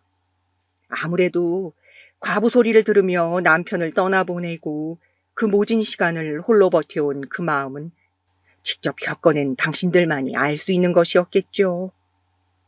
양가 어머니들은 자식을 혼자 훌륭히 키워낸 것만으로도 사돈을 믿을 수 있다고 하시며 저희의 결혼을 적극 찬성하셨습니다. 단지 저희 어머니께서는 상견례를 마치고 돌아온 저녁 조금 걱정스러운 눈빛으로 홀어머니의 외아들이라고 하는 제 남자친구의 집안 사정을 염려하시더군요. 홀어머니면 효성이 지극할 텐데 그건 좋은 것이지만 잘못하면 네가 큰 고생을 할 수도 있다는 것이었습니다. 저는 요즘 세상에 무슨 큰 고생이라 해도 할 게 뭐 있겠냐고, 엄마는 또 왜 괜히 그런 소리를 하시냐며 엄마 말을 제대로 듣지 않았죠. 그렇게 저는 꽃피는 4월 결혼을 했습니다. 저희 결혼식 날은 날씨가 아주 좋았는데 요즘도 해마다 결혼 기념일이 되면 꽃비가 내립니다. 그 꽃비를 보고 있으면 인생이란 게 참 무상하기도 하고 아무튼 그렇더라고요. 그렇게 꽃이 만개한 것처럼 저는 결혼할 때는 제 인생도 결혼으로 인해 더 좋아지고 마냥 행복할 것이라 생각했습니다. 결혼을 하고 저는 남편과 신나게 신혼을 즐겼어요. 꽃 구경을 가기도 하고 여름에는 펜션을 빌려서 남편이 좋아하던 고기를 구워 먹기도 하면서 소박하고도 행복하게 계절별로 꼭 나들이를 가며 지냈죠. 그렇게 신혼의 단꿈에 푹 빠졌다가 결혼 생활이 적응이 될 즈음 결혼한 지 2년쯤 지나서 아이가 생겼습니다. 저의 첫 아이였어요. 힘들게 임신 기간을 보내고 첫 아들을 낳고 그 아들이 20개월쯤 되었을 때 저는 또 임신을 하게 되었습니다. 그렇게 또 나 죽었다 생각하면서 두 번째 임신 기간을 보내고 나니 저에게는 아들과 딸이 생겼더군요. 엄마라는 말도 익숙하지 않고 저도 마음의 준비가 안 되었지만 남들이 다 결혼하고 애를 낳으니까 그때는 그렇게 저도 애를 낳았던 것 같습니다. 그렇게 두 아이를 데리고 기저귀 갈랴, 먹을 것 챙기랴, 남편 출퇴근 때 입을 와이셔츠 다리랴, 정말 몸이 10개라도 부족할 것 같은 시간을 보내면서 저는 저 자신과 저를 길러주신 어머니를 잘 돌보지 못하고 말았어요. 그런데 갑자기 큰애가 초등학생쯤 되었을 때 집안에 비보가 전해졌습니다. 바로 시어머니께서 쓰러져 버리신 거였어요. 원인은 뇌출혈이라 했습니다. 평소 혈압이 있으셨는데 추운 겨울에 모자를 안 쓰고 다니시다가 혈관이 수축해서 결국 터져버린 것 같다고 했어요. 보통 뇌경색보다 더 심한 것이 뇌출혈인데 정말 반신불수가 되는 것이 다반사이고 심하면 바로 죽기도 한다고 했어요. 다행히 어머니는 발견이 빨라 손과 다리가 좀 불편하시기는 했지만 그렇게 많이 안 좋으시지는 않았습니다. 혼자 화장실 가실 정도는 되었고 가끔 혼자 외출도 하실 수 있었으니까요. 그런데 어머니께서 쓰러지신 후 지속적으로 신경외과를 다니는데 어느 날 병원에서 치매 소견이 보인다는 거였어요. 뇌경색이 왔던 환자들의 경우 치매가 동반되는 경우가 있는데 어머니 같은 경우로 보인다고 했습니다.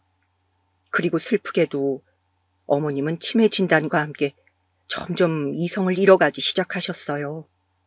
남편은 그런 어머니를 차마 혼자 계시게 할 수 없다며 이제 치매가 본격적으로 진행되면 더 힘들어지실 텐데 집으로 모셔야겠다고 했습니다. 저는 사람을 좀 쓰거나 요양병원에 모시는 것은 어떠냐고 했지만 남편은 저에게 버럭 화를 냈습니다. 도대체 사람이 맞냐고, 하나밖에 없는 엄마를 그런 장소에 모시다니 제정신이냐고. 남편은 저에게 미친 듯이 화를 냈습니다. 저는 몇 년이 될지도 모르는데 잘못하면 다른 가족들까지 자기 생활을 잃을 수 있다고 말했지만 남편은 내가 다 알아서 모실 테니 그냥 당신은 관여하지 말고 있으라고 막무가내였어요. 그렇게 시어머니와 저의 가족은 5년을 함께 살았습니다. 어머님은 나중에는 무척 안 좋아지셔서 휠체어에 의지하셨고 병원을 들락날락 하시다가 결국 돌아가셨습니다. 저는 어머니 목욕시키랴, 또 온갖 트집 들어주랴, 했던 말 또 하고 했던 말 또 하는 것 받아주랴. 정말 생활이 말이 아니었습니다. 다 한다던 남편은 일하고 집에 오면 피곤하다고 어머니 얼굴 한번 보고 드러눕기 바빴고 저는 그 5년의 시간을 어머니 기저귀까지 갈아가면서 보내야 했죠. 제가 결국 어머니를 모시게 되자 저희 친정엄마는 내가 이럴 줄 알았다고 이래서 홀어머니의 외아들을 걱정했던 거라고 한숨을 쉬셨습니다. 사람이 아무리 좋으면 뭐하냐고. 아들들은 결국 자기 부모 똥오줌 못 받아내고 와이프한테 떠넘긴다며 제가 그런 수발을 들게 된 것을 너무나 속상해 하셨습니다. 저는 사람 사는 게 다 그렇지. 내가 덕을 쌓으면 내가 늙어서 누군가 나를 도와줘야 하는 순간이 오면 또 복을 받지 않겠냐고 속상해하는 엄마를 위로해드리곤 했죠. 그렇게 5년을 혼미한 정신으로 사시던 어머니는 당신 아들은 기억하지 못하시고 가장 오래 같이 시간을 보낸 제 손을 꼭 잡으며 저에게 고맙다는 말을 남기신 채 눈을 감으셨습니다. 저는 5년의 시간은 무척 힘들었지만 그래도 어머니께서 나에게 인사를 하고 마지막 떠나실 때 그 모습은 천사와 같다는 생각을 하면서 그렇게 시어머니를 보내드렸습니다. 인간의 사람이라는 데 무엇인지 왜 이렇게 사는 게 고통의 연속인지 그런 생각들을 하며 어머니가 돌아가신 후 몇 달을 멍하니 보냈던 것 같습니다. 병수발도 괴로웠지만 오히려 돌아가시고 나서 확실히 알았던 것은 어머니께서 아파하고 힘들어하는 모습을 보는 것이 더 힘들었다는 것을 알겠더군요. 남편도 한동안 괴로워하더니 시간이 지나자 점차 마음을 다잡는 것 같았습니다. 아이들은 초등학생이 되어 잘 크고 있었고 저는 이제야 제 생활을 좀 할 수 있게 되어 그동안 다니고 싶었던 헬스장도 다니고 배우고 싶었던 유화도 배우기로 했습니다. 오랫동안 어머니를 모셔서 허리도 아프고 온몸이 성한 데가 없었습니다. 오랜 병에 효자 없다더니 제가 딱 그 짝이었죠. 그런데 겨우 제 생활을 찾아가고 또 동네 빵집에서 빵 만드는 것을 배우면서 소일거리 삼아 하루 4시간 아르바이트를 나가며 제 용돈 모으는 재미로 지내고 있었는데 그렇게 지낸 지 1년도 채 안 돼서 갑자기 안 좋은 소식이 전해졌습니다. 이번에는 고향에 계신 어머니께서 편찮으시다는 소식이었어요. 안 그래도 요즘 어머니께서는 속이 계속 더부룩하다며 뭘 먹으면 소화가 잘 안 된다고 저에게 소화제 뭐가 좋냐고 물어보시곤 했어요. 그래서 저는 미련하게 그러지 말고 동네 내과로 가서 한번 검사도 받아보고 병원 약을 먹으라고 그래야 고생 많이 안 하고 빨리 낫는다고 말해줬습니다. 그래서 어머니께서는 제 말대로 동네 내과에 가서 증상을 말씀하셨대요. 속도 좀 쓰린 것 같고 명치 부분도 가끔 아프다는 그 말을 듣더니 의사가 그러면 혹시 위내시경 해보신 지는 얼마나 되었냐고 해서 어머니께서 한 10년은 된 것 같다시니 의사가 그러면 내시경을 한번 해보자고 했대요. 그런데 내시경을 한 후 의사의 표정이 상당히 좋지가 않았답니다. 의사 선생님은 지금 당장 소견서를 써줄 테니 큰 병원으로 가서 진료를 보시는 게 좋겠다고 정확하지는 않지만 좀 안 좋은 것 같다고 하셨대요. 그래서 뭔가 큰일이 났구나 직감을 하신 엄마는 큰 병원에서 조직검사를 하고 최종적으로 위암 3기 진단을 받으셨습니다.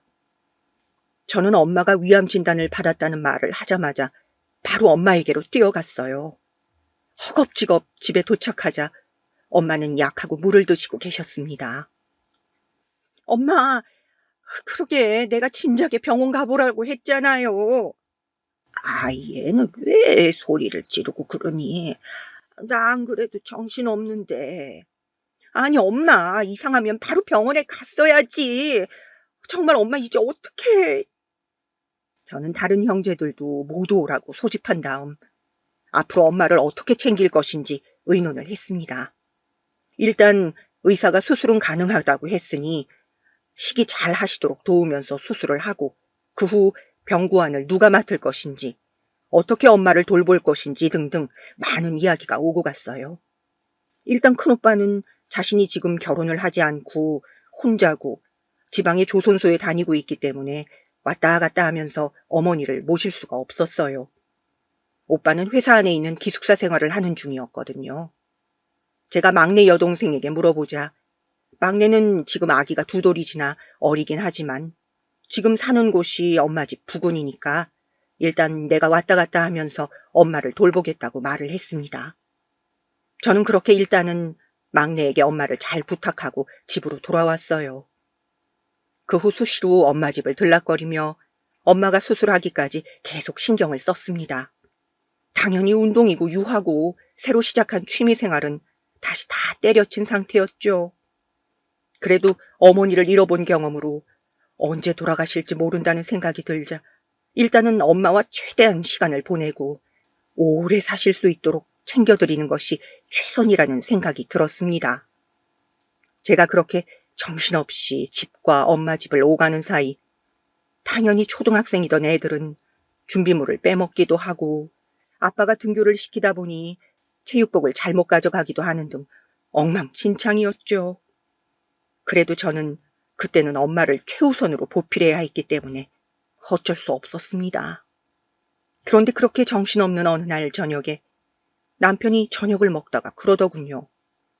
그날도 엄마 집에 다녀와서 허기가 져서 남편이 사다 놓은 반찬들을 허겁지겁 밥통에 있던 식은 밥과 함께 먹고 있던 참이었습니다. 당신은 언제까지 장모님 집에 계속 갈 거야?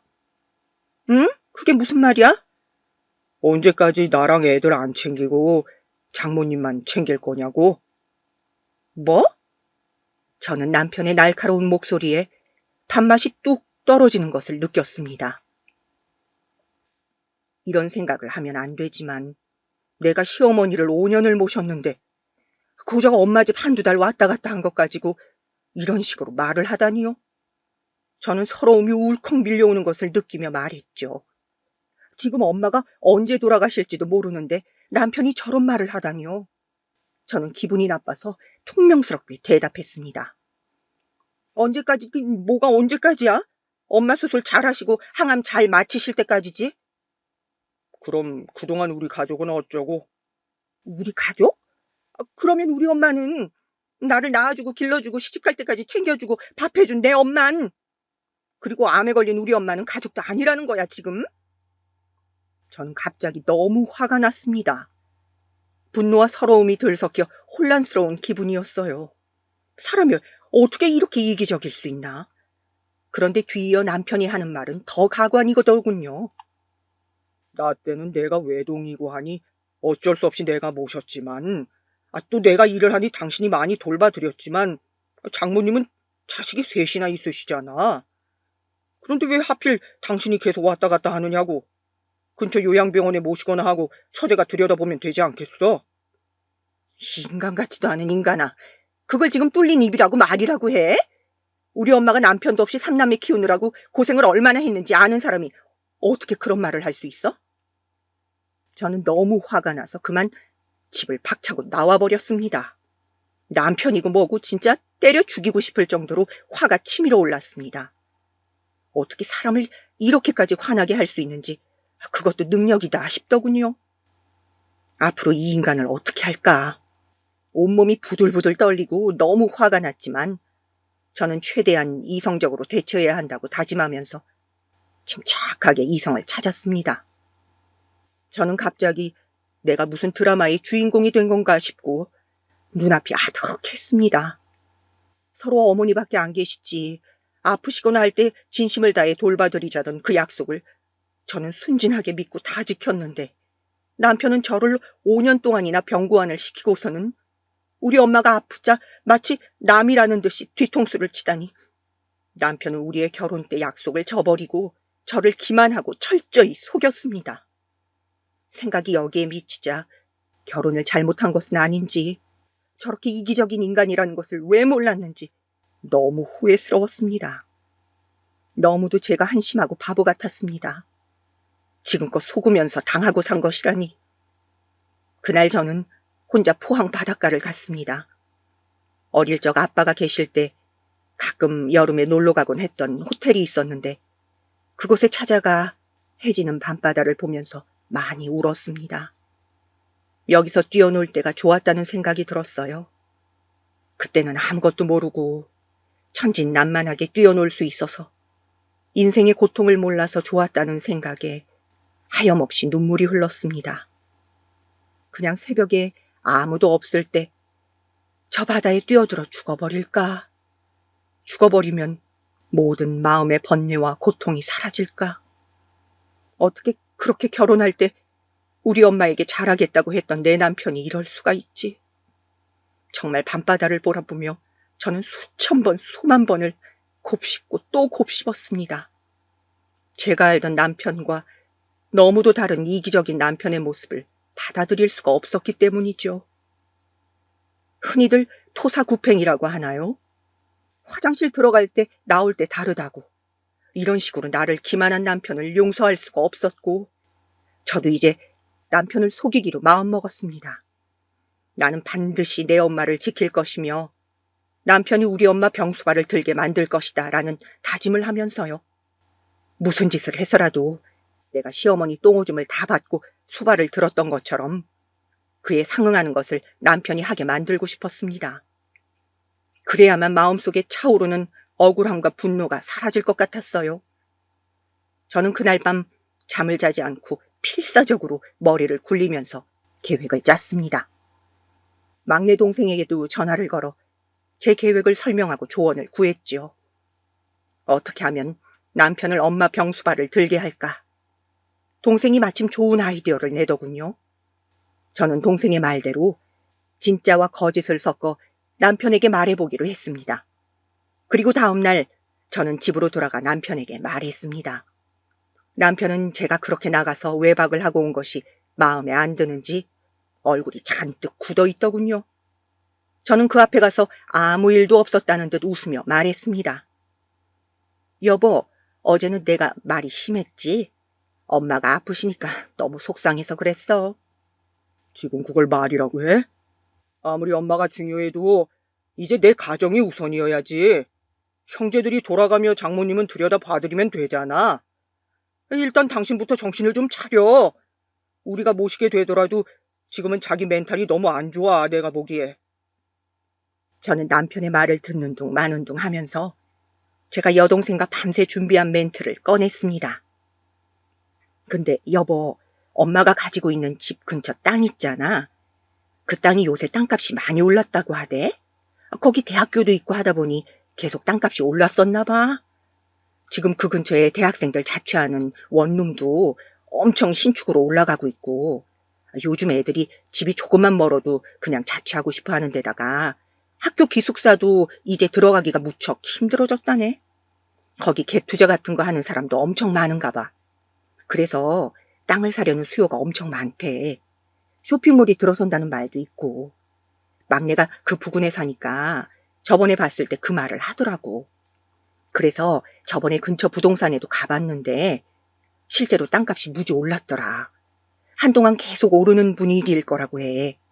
그 문제로 우리 남매가 셋이 모여서 이야기를 했는데 아무래도 엄마 재산인데 엄마가 지금 많이 몸이 안 좋으시니까 제일 엄마를 많이 모시는 집에서 그 땅을 가져가기로 했거든.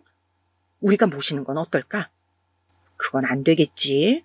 자기 요즘 회사 사정은 좀 어때? 제가 준비해둔 가짜 미끼를 던지자 남편은 갑자기 말이 없었어요. 누나를 교활하게 이리저리 굴러대는 폼이 돈이 얼마나 될까 계산하는 듯한 눈빛이었죠. 저는 토가 나올 것 같은 기분을 참으며 계속 가식적인 미소를 띠고 말했습니다. 이제 2차 미끼를 던질 때였어요. 내가 저번에 내려가서 혼자 부동산에 들러 토지 가격을 한번 구체적으로 알아봤는데 보니까 엄마가 가진 땅이 워낙 넓은 데다 그 옆에 뭐가 큰 병원이 들어선다고 하대. 그래서 그게 100억은 된다나 봐. 뭐라고? 얼마? 100억? 남편은 갑자기 물을 마시던 컵을 식탁에 탁 내려놓았습니다. 그러더니 한참을 골똘히 생각하는 것이었어요. 저는 남편이 솔깃해하는 것 같아 신이 나서 말했죠. 그 땅은 결국 막내가 다 가져가겠네. 제부는 엄마 당장 집으로 모신다고 난리라던데. 오빠는 어차피 돈 잘 버니까 별 욕심 없는 것 같고 하며 말을 흐리면서 우리는 어차피 못 모실 거니까 뭐 욕심 버려야지. 그치? 하고는 아쉬운 듯 부엌으로 가서 설거지를 했습니다. 사실 땅이 있다는 말은 반은 진짜고 반은 거짓말이었어요. 지금 이야기한 금싸라기 땅은 원래 우리 엄마 것이 맞았지만 5년 전에 엄마가 땅값이 많이 오르기 전에 처분을 하셨거든요. 그 당시 오빠가 필요하다고 해서 오빠에게 빌려주신 걸로 알고 있었어요. 오빠가 그 돈을 어디에 투자했다고는 하는데 사실 동생과 저는 오빠가 맞으니까 그 돈은 그냥 빌려줬다고 해도 오빠가 언젠가 결혼할 때 결혼자금으로 주신 것이 아닐까 하고 마음을 비우고 있었죠. 아무래도 아들에게 재산을 더 물려주는 풍조가 있으니까요. 그리고 지금 남아있는 땅은 그 땅에 비하면 훨씬 보잘것없는 땅들만 있고 그것도 면적이 넓지 않아서 돈이 그닥 되지 않는 것들이었죠. 저는 다만 그렇게 말했을 때 남편이 어떻게 나오는지가 보고 싶었습니다. 이 사람이 정말 이기적인 속물이라면 갑자기 모신다고 말을 바꿀 것이고 그게 아니라면 지금대로 그래도 우리는 못 모신다고 하겠죠. 차라리 못 모신다고 일관성 있게 이야기하는 편이 나을 것 같았습니다. 그런데 제 남편은 정말 한치도 제 예상을 벗어나지 않고 또 못난 소리를 하며 제 속을 뒤집어 놓더군요. 설마 했는데 말이죠. 우리가 모시자. 아예 어머니를 이 집으로 모시고 와서 병간호를 해드리자고. 응? 다음날 갑자기 아침을 먹는데 남편이 밑도 끝도 없이 자신이 엄마를 모시겠다고 하는 거였어요. 내가 구상하고 있는 사업이 있거든. 우리가 어머니를 모시고 그 땅을 받으면 내가 그 사업을 한번 펼쳐보고 싶어서 그래. 사람이 살면서 한 번의 기회는 온다더니 지금이 그때인 것 같아. 남편은 홍조를 띠면서 엄마를 자신이 모시겠다고 하는 거였습니다. 저는 어이가 없어서 사실대로 말하고 핀잔을 주려다가 엄마를 모시게 하고 고생 좀 시켜야겠다 싶어서 그렇다면 당장 다음 주에 이사를 하겠다고 엄마와 같이 살도록 하자고 맞장구를 쳤죠. 그렇게 저는 다른 형제들에게도 이야기를 하고 엄마를 아예 제가 사는 집으로 모시게 되었습니다. 수술할 병원도 마침 제가 사는 도시에 잘 보는 의사 선생님이 계셔서 거기로 옮겼죠. 엄마는 무사히 수술을 마치셨어요. 그런데 기력이 너무 없고 항암 치료를 못 견디하셔서 하루 종일 방에 누워 계시는 일이 잦았습니다. 그나마 다행이라고 느꼈던 점은 엄마가 하루 종일 기력이 없으시다가도 손주들 뛰어다니고 재롱 부리는 모습을 볼 때면 크게 웃으시는 거였어요. 그게 엄마의 삶의 활력소가 되는 듯 해서 저는 태어나서 처음으로 제대로 된 효도를 하는 건가 싶고 그런 엄마의 모습을 보는 것이 좋으면서도 저 웃는 얼굴을 언제까지 내가 볼 수 있을까 하는 걱정도 되었습니다. 남편은 작심을 한 듯 퇴근을 하고는 내내 장모님, 장모님 하면서 곁에서 엄마 시중을 들었어요. 엄마가 민망해 하시던 걸 알면서도 목욕 시중도 들고 제가 잠깐 시장이라도 나가서 없을 때 화장실 가시는 것도 도와드렸습니다.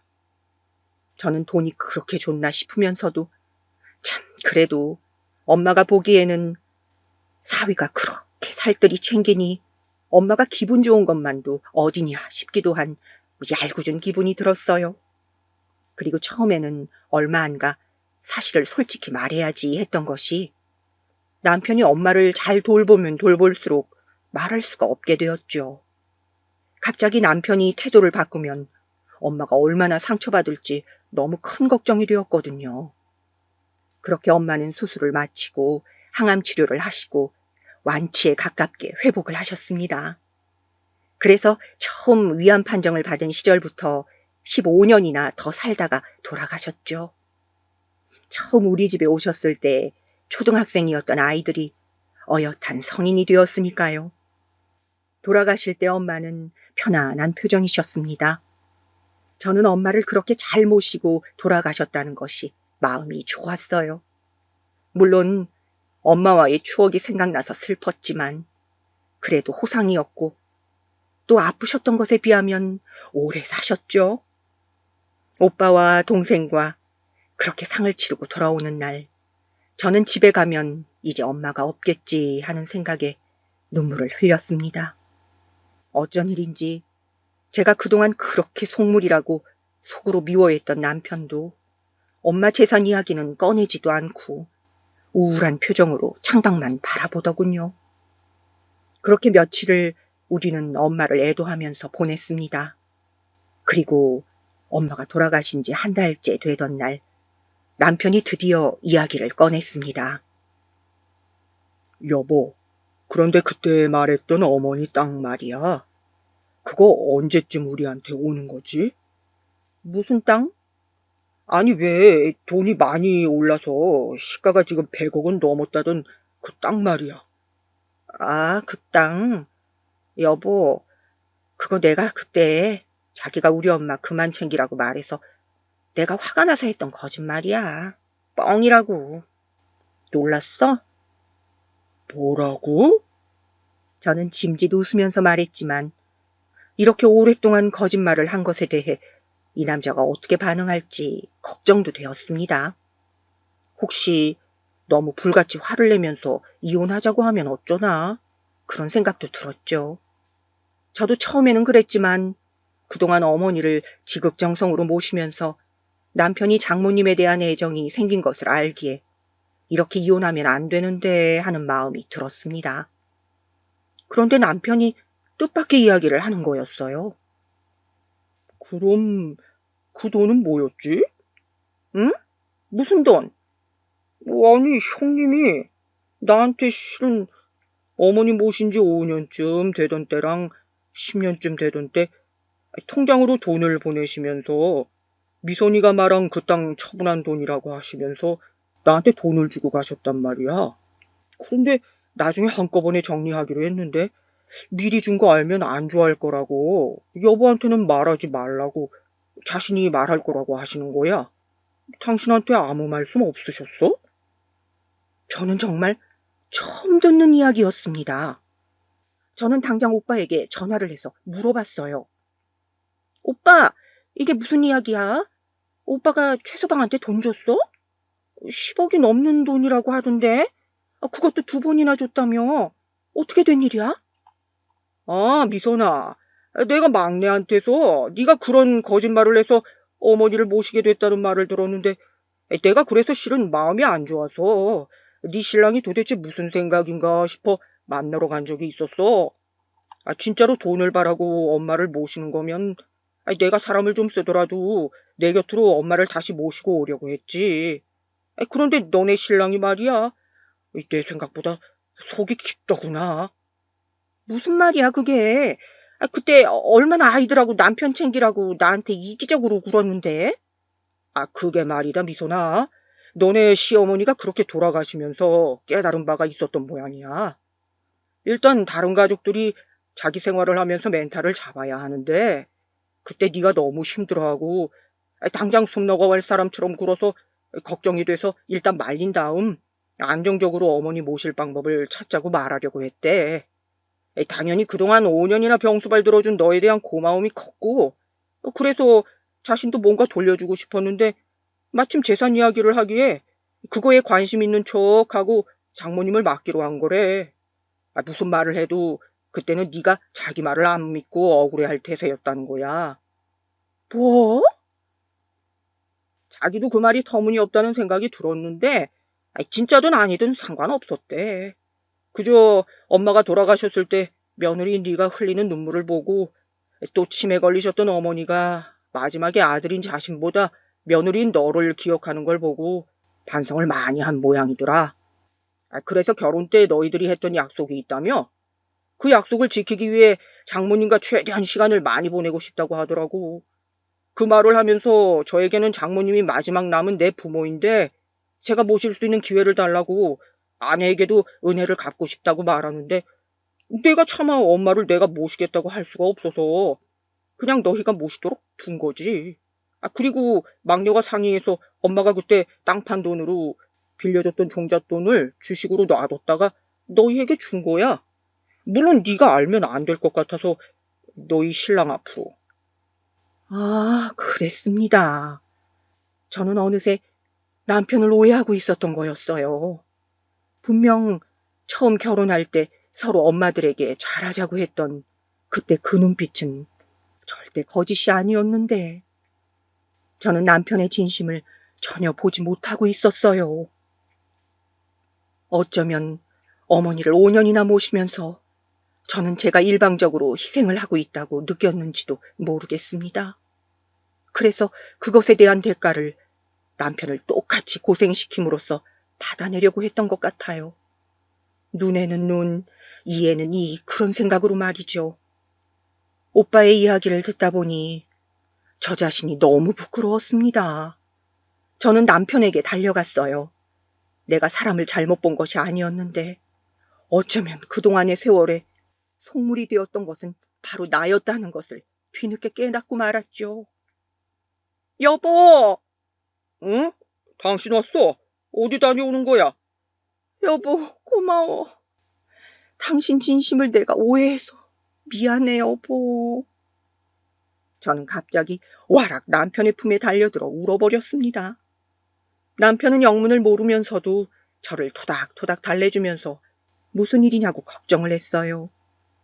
저는 울면서 더듬더듬 오빠를 만나 했던 이야기를 남편에게 들려주었습니다. 남편 역시 이야기를 듣고 놀라면서 말하는 것이었습니다. 정말 장모님께서 자식을 잘 키우신 것 같아.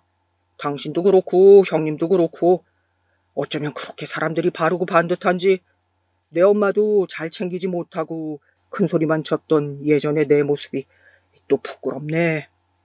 여보, 그런데 나 처음에는 당신이 했던 말에 조금쯤 혹한 것도 사실이지만 100억이나 되는 돈이 있을 거라고는 처음부터 믿질 않았고 그냥 나중에는 장모님과 친해지니까 그저 나에게 남은 마지막 부모님이신데 오래오래 사셨으면 하는 마음만 남더라. 아직도 장모님이 식사하시던 모습이나 기운이 좋으실 때 나에게 이런저런 이야기를 최서방, 최서방 하시며 하시던 그 목소리가 귓가에 선해. 정말 장모님 뵙고 싶다. 저와 남편은 서로에 대한 길고 긴 세월의 오해를 그렇게 풀고 또 서로의 엄마에 대해 이야기하면서 그렇게 그날 저녁을 보냈습니다. 진정한 부부란 무엇인가 하는 생각도 들었어요. 제가 못나게 굴었던 부분이나 남편을 오해한 세월 등이 전부 저의 부덕인가 싶었습니다. 진작 서로 속내를 터놓고 이야기했다면 어떤 생각으로 그런 이야기를 했는지 서로 조금만 솔직했더라면 이렇게까지 남편과 제가 마음속에 다른 생각을 품은 채 살지 않아도 됐을 것이고 제가 애꿎게 복수를 계획하고 오랜 세월 남편을 미워하지도 않았을 텐데 라는 생각이 계속 들었습니다. 이 사연을 듣고 계시는 여러분은 저처럼 배우자에 대해서 괜한 오해로 미움의 세월을 보내지 마시고 배우자가 섭섭한 말을 하거나 이해 안 되는 행동을 한다면 그냥 솔직하게 터놓고 대화를 해보시길 바랍니다. 사람은 다 자기 생각이 있고 근본적으로 악한 사람은 없으니까요. 계절은 봄이 되었는데 우리 사회는 코로나로 너무 힘들죠. 무엇보다 건강이 최고랍니다. 다들 식사 잘 챙겨 드시고 항상 건강하시길 바랍니다. 지금까지 이야기 들어주셔서 감사합니다.